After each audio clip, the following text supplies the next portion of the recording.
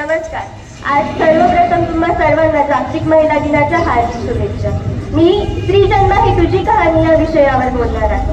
राष्ट्रमाता राजमाता जिजाऊ स्त्री शिक्षणाच्या आद्य क्रांतिकारक क्रांतिज्योती सावित्रीबाई फुले स्त्री शिक्षणासाठी, स्त्री सन्मानासाठी आणि स्त्री हक्कासाठी ज्या प्रत्येक माऊलीने लढा दिला त्या प्रत्येक माऊलीला, त्या रणरागिणीला आणि त्या आदिशक्तीला माझा मानाचा मुद्दा.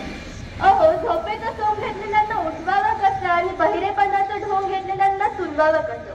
स्त्रियांना शिक्षणाच्या प्रवाहात आणावं कसं आणि शिक्षण हेच जीवन आहे हे लोकांना समजून सांगावं कसं, पटवून द्यावं कसं, पटवून द्यावं कसं?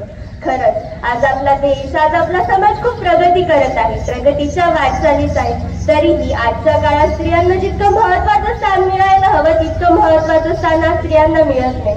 आणि म्हणूनच त्या एका लहान मुलीला, त्या लहानशा जीवाला तिच्या आईच्या गर्भातच मारून टाकलं जायचं. त्या लहान मुलीच्या जन्मा अगोदरच तिचं बालपण हिरावून घेतलं जायचं. आणि तेव्हा कोण अधिकार द्यायचा आपल्याला? त्या लहानशा जीवाला, त्या छोट्याशा मुलीला तिच्या मुळापासून उठवायचा. आणि तेव्हाच तो लहान जीव, ती छोटी मुलगी आपल्या आईला बोलायची, पुरुषत्वाच्या ओझ्याखाली लपलेल्या स्त्रीचं जग ह्या उघड्या अश्रू नयनांनी पाहायचंय. पुरुषत्वाच्या ओझ्याखाली लपलेल्या स्त्रीचं जग ह्या उघड्या अश्रू नयनांनी पाहायचंय.